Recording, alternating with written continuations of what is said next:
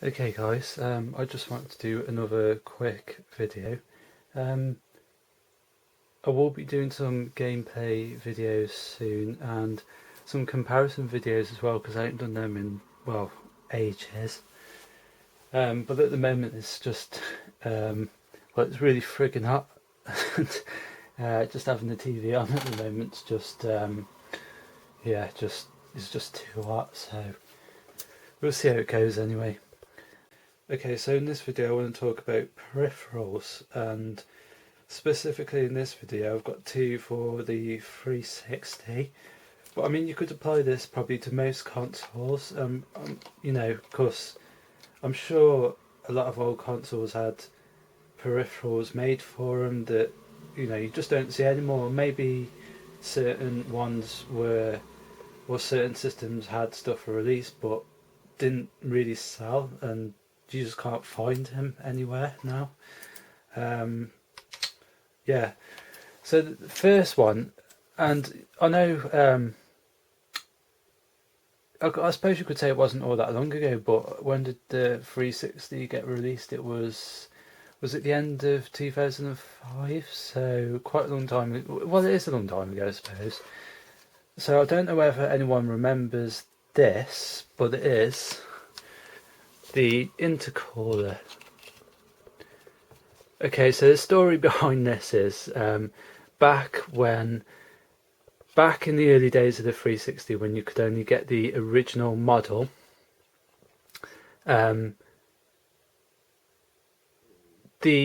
Red Ring of Death issue, people were having the Red Ring of Death issue, they were having overheating issues, but it wasn't known, the extent of it wasn't really known, and you know, you'd come across the odd thing saying, oh, my console's overheated, blah blah blah.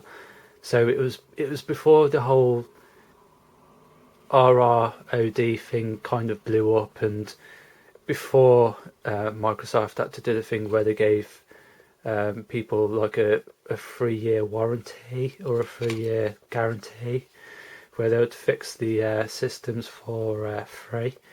So it was way before that. So you're going back to the really early days, so 2006, 7, around that time, and people knew that the 360 run like really warm, a bit too warm, and that's why I bought this, because I noticed that the 360 was getting stupidly warm, and I didn't have that problem on any other console up until the 360 basically.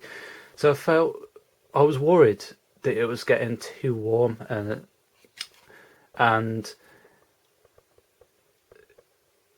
I just thought, you know, this could become like a problem. I did have a look online, and there were people like talking about the systems overheating and stuff, and I was thinking, well, you know, it's going to be killing it during the summer, because I really did play it for good, you know, the sessions that I had, especially back in the early days, were really long. So I thought the heat issue was enough of a problem for me to look online for something like this to see if there was any way that I could minimize the heat. I even thought about making some wooden frame to prop the 360 up. I even at one point I looked into, this is after I bought this by the way, but I did look into having a, what do they call it, like a water cooling system on the 360, and you'd have to make that yourself, and I considered spending 300 quid on parts to water cool the 360. And again, this is with the original 360 as well, the original model. That's how much of an issue it was. But I think after I looked into the water cooling issue, or the water cooling system, it was starting to become more apparent about the I can't even say it, RROD problem. And in the end, I just figured it was too expensive, and I didn't want to go that route. So yeah, back in the early days, I think not long after I got the 360, actually, I got one of these. So it was 2006 I bought this, and basically what it did is Well, basically, it's got 3 fans in it, and the idea is with 3 extra fans, it pulls more air through the 360, and it cools it a lot more. So what you did is you just slot that onto the back of the 360. This obviously goes in the uh, PSU slot, and it's got hooks on here, and that hooked onto the round air grills at the back, and then you'd plug the PSU adapter what's it into the back of that, so the power would actually run through this into the 360, so it's powering this and the 360, so there wasn't any additional power supply to use this. So I thought that was pretty cool, really. The downside to using this is, I mean, the original 360, everyone knew that it was, I mean, one of the things when the 360 came out is people complained about the noise, it's going to take off, it's acting like a windmill under my TV and all that lot, and it was bloody noisy. You got used to it, but it was really noisy, just the core system on its own. When you added this, it increased the noise by like 100%. So it kind of tripled the noise factor. So initially it was really hard to stomach the noise of this. But when I thought about the 360 possibly getting too warm and overheating, I decided that putting up with the noise of this was better than having my console die. And I was kind of annoyed that it seemed to be a bit of a flaw that the 360 was getting too warm, but I was enjoying the 360 so much I just accepted it in the end. And plus I had this, so did it actually work? Well, that's a good question. I think it did, but a lot of people said it didn't. I used this, and I had my original machine for, I don't know when, I did get the I can't even bloody say it, the RROD in the end, but my system lasted quite a long time by the time it broke, and I think by that time I think I had the original machine, and by the time I had the RROD problem, and I was still using this, by the way, the Elite model was out, so that's the first iteration of the Elite model. So that's how long my machine lasted. And I bought my original Xbox probably the first half of 2006. So, or was it the second model of the Elite that I had? I can't remember, but it lasted quite a long while. And I used this all the way up until I actually bought a new system. I didn't send this off to get it. I didn't send the 360 off to get it, fixed. But I just bought a new system, and I think I traded the old system in for. Yeah, I traded the old system in for, as to go towards the Elite. And I was crossing my fingers because what happened was I didn't have the RROD problem permanently. I could switch the machine on and I'd have the RROD problem, and then over time, I could go back to it the next day or a few hours later, and I could have a really long gaming session and I'd have no problem playing it. And I could play it the next time, and all of a sudden I'd have the RROD problem. So it was on and off, on and off. I don't get it, but from reading about the red light to death, it could have been like the heatsink was kind of coming loose and then cooling down and going back in place. I don't know, but yeah. So anyway, to get back to the intercooler, so yeah, I used this, and a lot of people said it didn't work and it killed their 360s, and I used this, the original one, with no problem. It's worth noting that they did release an intercooler for the Elite model, but by that time, I think the intercooler peripheral was dead and buried. Nobody wanted to use it. I think by that time as well, people were complaining that it was leaving burn marks on the back of the 360. I did notice some black marks on the back of my 360. I can't remember whether it was near this the PSU bit, or whether it was along the bits where the fans were, you know, the air holes on the 360. But I did notice some black marks, but it didn't. I didn't think there was really burn marks or anything. But people were complaining of this burning, leaving burn marks, and basically setting their 360s on fire, or just killing their 360s outright. Some people were even saying that, you know, they just bought this to add to their 360, and no sooner had they added it, their 360 died. I honestly didn't have a problem using this. Like I said, the only problem I found was that the noise took a lot to get used to, but I did get used to it in the end. And I do honestly believe that this kept my 360 going for as long as it did. And even though I did get the red rings of light, I'm flipping messing that up, aren't I? The red rings of death, the red light to death problem. Was it the red ring of death? The red ring of death. I'm getting confused now. Even though I did get that in the end, it was very intermittent. It wasn't like I got it and my 360 was completely dead. It was very much an intermittent problem that was on and off, which I still don't understand really. But I think that if I wasn't using this and my 360 did get the red rings of death, it just would have probably died outright. I still believe this kept it going. Some people will swear blind that this was a piece of crap, but it's a weird one. This is it's kind of mixed. Some people probably got on with it like me, and I suppose there's probably an equal amount or more that didn't. So that's the intercooler.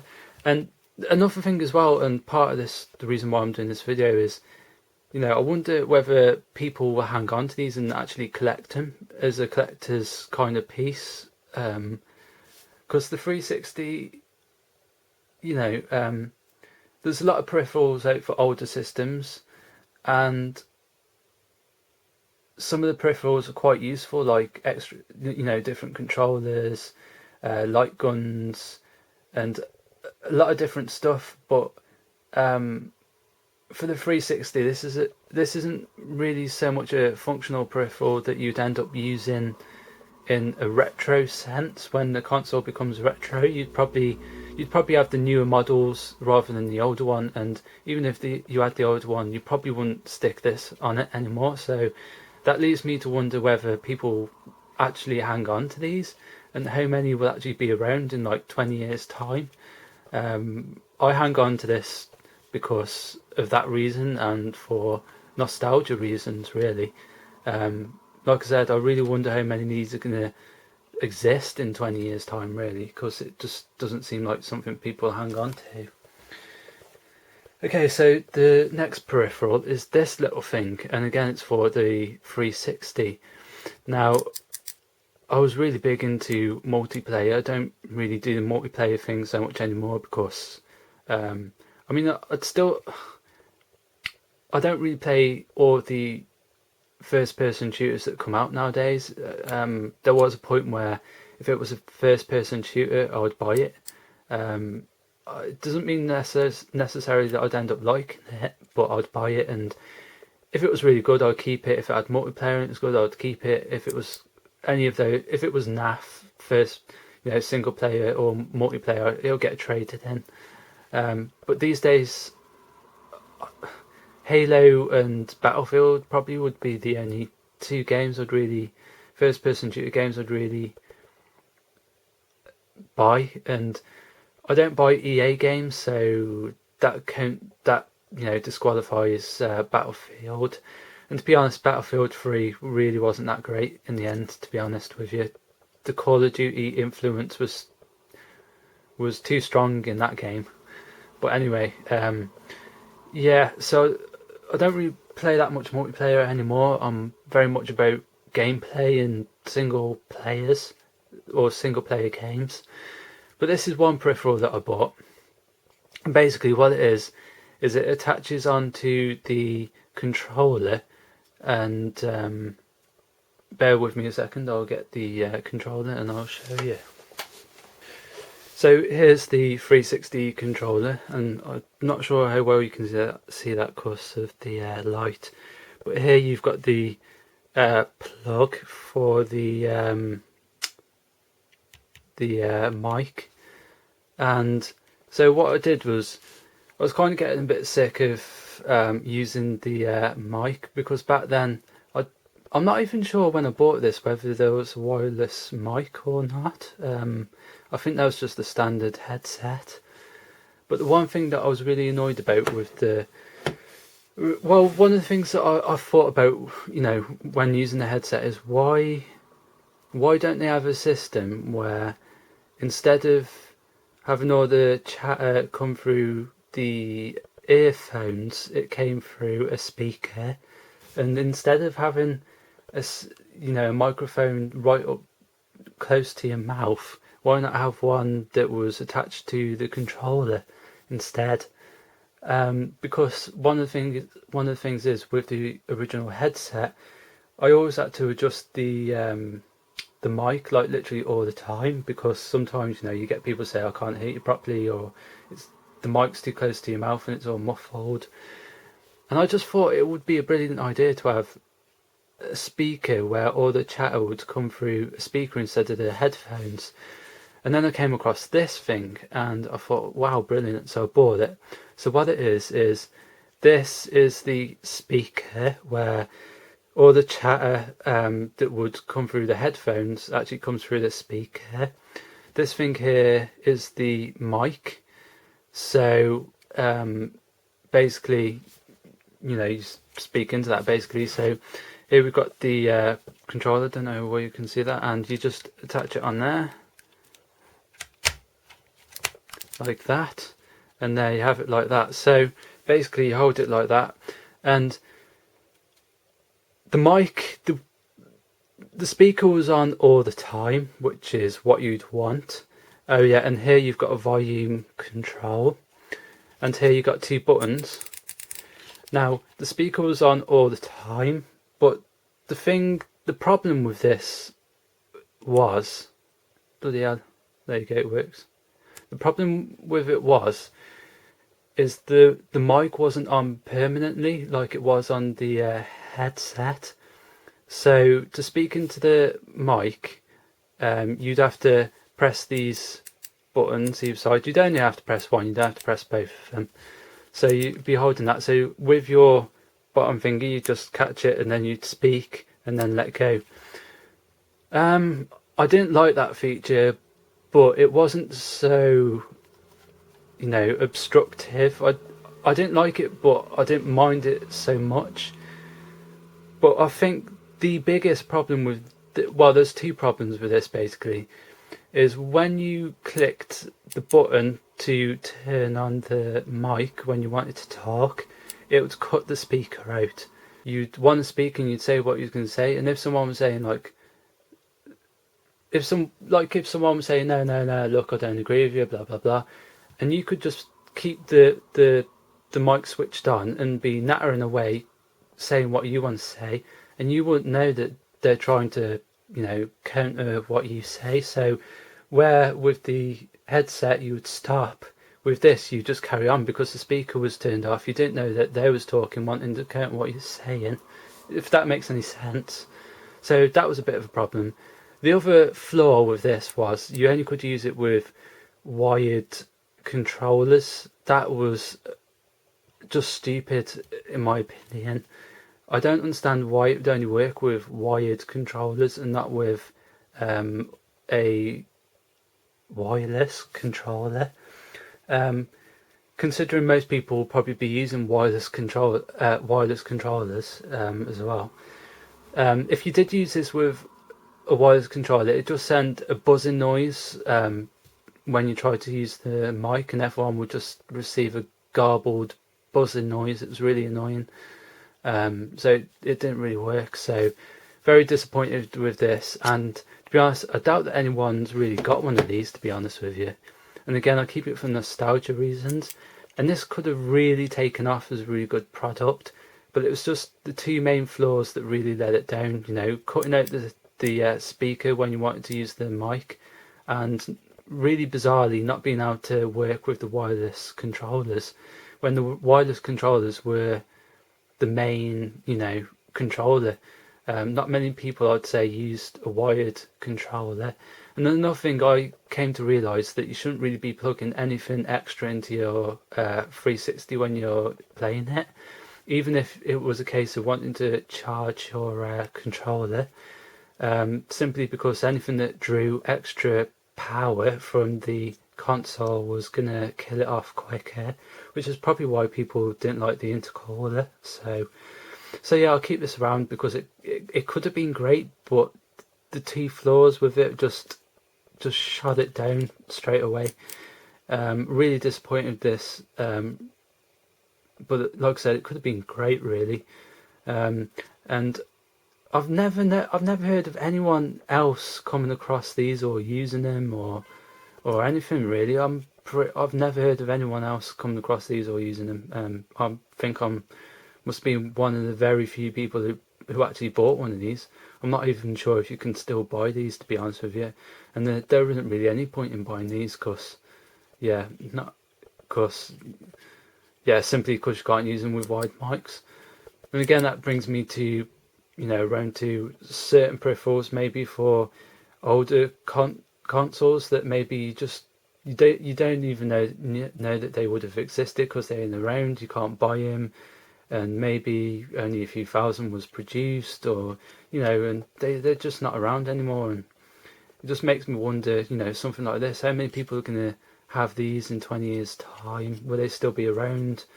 Will I be the only one to have one of these? Will they have all ended up in a landfill? So yeah, I've wanted to talk about these peripherals for quite a while, so finally got around to doing that video. And look at the time, I did not know that it was going to go on for this long. So yeah, there you go, guys.